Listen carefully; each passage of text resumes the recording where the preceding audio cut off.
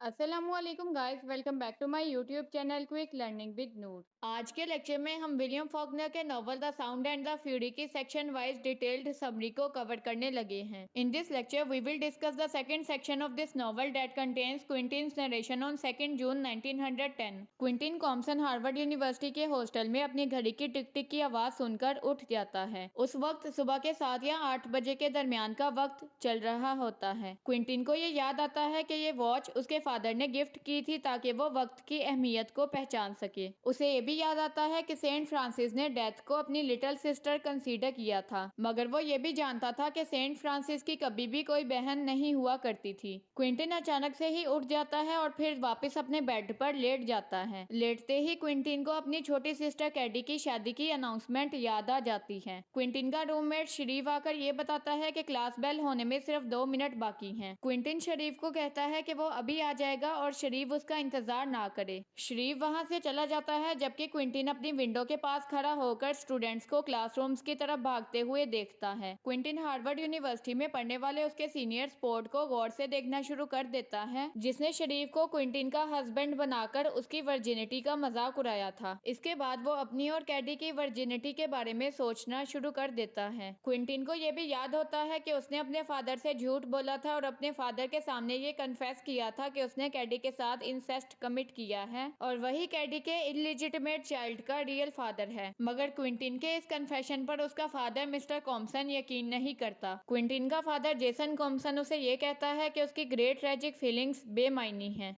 Quentin गुस्से में अपनी घड़ी के शीशे को तोड़ लेता है, जिससे उसकी उंगली में भी कट लग जाता है, मगर अभी तक घड़ी से टिक टिक की आवाज आ रही होती है। क्विंटिन अपने सूटकेस को पैक करता है, शावर लेता है, अपने एनवेलप में 2 नोट्स के साथ अपनी चाबियां भी रख लेता है, जिसमें से एक नोट उसने अपने फादर जेसन कॉम्पसन के लिए जबकि दूसरा नोट अपने फ्रेंड शरीफ के लिए लिखा होता है। आगे क्विंटिन के कैरेक्टर की कन्फ्यूजन को डिस्क्राइब किया जाता है। क्विंटिन सबसे पहले स्टोर पर ब्रेकफास्ट करने जाता है और उसके बाद घड़ियों वाली दुकान में चला जाता है और वहां पर अपनी टूटी हुई वॉच दिखाता है, मगर घड़ियों वाले दुकान के मालिक को ये कह के जाता है कि उन्हें इस घड़ी को ठीक करने की कोई भी जरूरत नहीं है। क्विंटिन उनसे ये पूछता है कि क्या इस दुकान की कोई भी घड़ी सही तरह काम करती है, मगर आगे से ही उन्हें ये कह देता है कि उसे ये ना बताया जाए कि कितना वक्त होने वाला है। वो आगे जाकर 2 टेलर वेट भी खरीद लेता है। वो चलते चलते एक ट्रेन स्टेशन तक पहुंच जाता है और वहां जाकर एक ट्रेन पर चढ़ जाता है। वो एक स्कूल टाइम चाइल्ड की तरह सेकेंड्स की काउंटिंग करना शुरू कर देता है और फिर उसे ये याद आ जाता है कि उसे काउंटिंग करना नहीं आती और वो कभी भी टाइम को सही तरह काउंट नहीं कर पाता। ट्रेन के स्टॉप होते ही क्विंटिन उससे बाहर निकल आता है और एक ब्रिज पर चलना शुरू कर देता है। वो पानी को गौर से देखकर उसमें डूबने के बारे में सोचना शुरू कर देता है। वहां पर क्विंटिन अपनी हार्वर्ड यूनिवर्सिटी में पढ़ने वाले एक स्टूडेंट गेरोल्ड ब्लांट को भी देखता है, जो कि दरिया में दूसरे पैसेंजर्स के साथ अपनी बोट की रेस लगा रहा होता है। क्विंटिन कैडी के शादी से पहले के अफेयर्स और उसकी हर्बर्ट हेड से शादी के बारे में सोचना शुरू कर देता है। आगे क्विंटिन अपनी पास्ट की मेमोरीज को रिकॉल करना शुरू कर देता है। उसे ये याद आता है कि उसकी मदर ने उसे कैडी और हर्बर्ट हेड के बारे में एक लेटर लिखा था, जिसमें वो ये बताती है कि हर्बर्ट हेड ने जेसन से ये वादा किया है कि वो उसे बैंक में अच्छी नौकरी दिलवाएगा। क्विंटिन ये सोचता है कि कैडी के पास हमेशा से एक रियल मदर की कमी थी, जो कि मिसेस कॉम्पसन पूरी नहीं कर पा रही थी, क्योंकि कैरोलिन कॉम्पसन एक नॉर्मल मदर की रिस्पॉन्सिबिलिटीज को फुलफिल नहीं कर पा रही थी। और क्विंटिन को ऐसा महसूस होता है कि जब कैडी को उसकी जरूरत पड़ती थी तब वो भी उसकी हेल्प या उसको सपोर्ट नहीं कर पाता था। वो ब्लैक मैन डिकन से मिलता है और उसे शरीफ के लिए एक नोट देता है और उसे ये कहता है कि वो कल इसे डिलीवर करे। क्विंटिन एक ट्रॉली पर राइड करते हुए अपने पास्ट के बारे में सोचना शुरू कर देता है। उसे ये याद होता है कि कैडी और हर्बर्ट हेड की शादी में 2 दिन बाकी होते हैं और वो हर्बर्ट हेड से मिलकर बात करता है। क्विंटिन कैडी को ये बताता है कि वो बीमार है और तबीयत सही ना होने की वजह से वो शादी नहीं कर सकती, मगर कैडी आगे से ये जवाब देती है कि उसकी प्रेगनेंसी की वजह से उसे शादी करने के लिए मजबूर किया जा रहा है और मुझे अपनी अनवेड प्रेगनेंसी को लोगों से छुपाने के लिए शादी करना पड़ रही है। क्विंटिन कैडी से ये पूछता है कि क्या वो अपने अनबोर्न इलिजिटिमेट चाइल्ड के फादर के बारे में जानती है, और इस सवाल के जवाब में कैडी कोई भी रिस्पॉन्स नहीं देती। क्विंटिन को वो वक्त भी याद आता है जब उसका फादर जेसन कॉम्पसन उससे ये कहता है कि क्विंटिन कैडी की प्रेगनेंसी से इस वजह से इतना ज्यादा अपसेट है क्योंकि वो खुद अभी तक वर्जिन है। क्विंटिन ब्रिज पर खड़ा होकर नीचे रिवर की तरफ देखना शुरू कर देता है। क्विंटिन को वो वक्त भी याद आता है जब उसने कैडी को इस बात पर आमादा करने की कोशिश की थी कि वो हर्बर्ट हेड से शादी ना ना करे। क्विंटिन कैडी को ये भी बताता है कि हर्बर्ट हेड को उसकी हार्वर्ड यूनिवर्सिटी के क्लब से इस वजह से निकाला गया था क्योंकि उसने कार्ड्स में चीटिंग की थी। वो कैडी को इस बात पर भी कायल करने की कोशिश करता है कि वो उसके साथ जेफरसन को छोड़कर चली जाए, मगर कैडी उसके साथ जाने से इनकार कर देती है क्योंकि उसे बेंजी की फिक्र होती है। वो ये जानती थी कि अगर वो क्विंटिन के साथ जेफरसन चली जाएगी तो पीछे से उसके फादर की डेथ के बाद जेसन बेंजी को जैक्सन के मेंटल असाइलम में छोड़ आएगा। आगे क्विंटिन की एक इटालियन गर्ल के साथ मीटिंग को डिस्क्राइब किया गया है। क्विंटिन को बेकरी में एक छोटी उम्र की इटालियन लड़की नजर आती है जिसे वो कुछ ब्रेड खरीद के देता है और क्विंटिन ये जानने की कोशिश करता है कि वो इटालियन गर्ल कहाँ रहती है, मगर जब जूलियो अपनी सिस्टर के साथ क्विंटिन को देखता है तो उसे ऐसा लगता है कि क्विंटिन उसकी सिस्टर को किडनैप करने की कोशिश कर रहा है। वो क्विंटिन पर हमला कर देता है और उस पर यह इल्जाम लगाता है कि वो उसकी सिस्टर लिटिल इटालियन गर्ल को किडनैप करने की कोशिश कर रहा था। वहीं पर एक पुलिस कांस्टेबल आ जाता है जो कि क्विंटिन को स्क्वायर के पास लेकर जाता है। क्विंटिन को जब पुलिस कांस्टेबल स्क्वायर के पास लेकर जा रहा होता है तो रास्ते में उसे शरीफ, स्पॉट, गेरल्ड ब्लांड और मिसेस ब्लांड कुछ यंग गर्ल्स के साथ ड्राइव करके जाते हुए नजर आते हैं। क्विंटिन के कुछ फ्रेंड्स भी स्क्वायर के ऑफिस में उसके साथ जाते हैं और वो वहां पर $7 फाइन के तौर पर पे करता है और इसके बाद क्विंटिन को पुलिस स्टेशन से फौरी तौर पर रिहाई मिल जाती है। जब कैडी डाल्टन एमिस के साथ फिजिकल रिलेशनशिप को एस्टेब्लिश कर लेती है तो उसके बाद क्विंटिन को कैडी के साथ अपनी आर्ग्यूमेंट भी याद होती है। क्विंटिन ये सजेशन देता है कि सबके बाद कैडी और उसे मर जाना चाहिए या फिर उन्हें इस बात का इकरार कर लेना चाहिए कि क्विंटिन और कैडी ने इंसेस्ट कमिट किया है और कैडी ने अपने एल्डर ब्रदर क्विंटिन की वजह से ही अपनी वर्जिनिटी को लूज किया है या फिर उन्हें घर से भाग जाना चाहिए। क्विंटिन कैडी को इस बात पर डराने की भी कोशिश करता है कि वो डाल्टन एमिस का मर्डर कर देगा।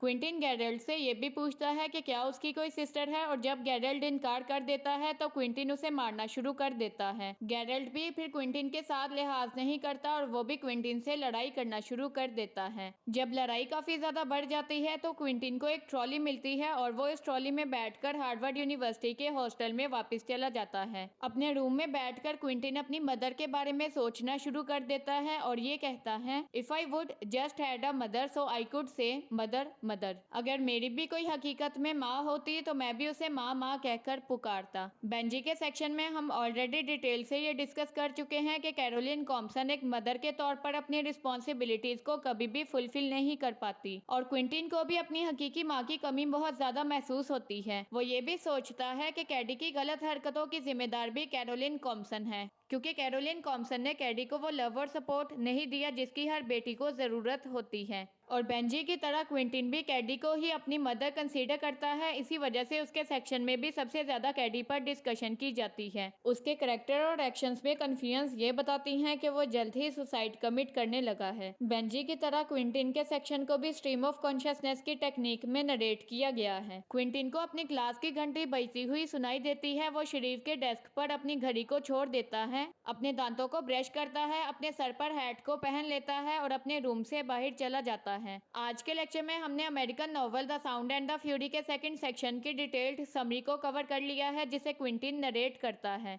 So that's all for today. Thank you so much for watching this video. I hope आज का लेक्चर आपके लिए काफी ज्यादा इन्फॉर्मेटिव रहा होगा। वीडियो में यूज होने वाले तमाम नोट्स के PDF का लिंक नीचे डिस्क्रिप्शन में प्रोवाइडेड है। The link is also pinned in the comment section, so please check it out. अगर आज का लेक्चर आपके लिए इन्फॉर्मेटिव था तो वीडियो को लाइक शेयर करके एक अच्छा सा कमेंट भी कर दें। अगर आपने अभी तक मेरे YouTube चैनल को सब्सक्राइब नहीं किया तो सब्सक्राइब करके बेल आइकन को भी प्रेस कर दे ताकि आपको हर नई वीडियो का नोटिफिकेशन मिल सके। इंग्लिश कोर्सेज से रिलेटेड डिटेल इन्फॉर्मेशन को गेन करने के लिए आप मेरे फेसबुक पेज को भी फॉलो कर सकते हैं। Also you can suggest any new topic in the comment section. So guys, take care of your self. इंशाल्लाह we will meet in the upcoming video lecture. Till then, अल्लाह हाफिज।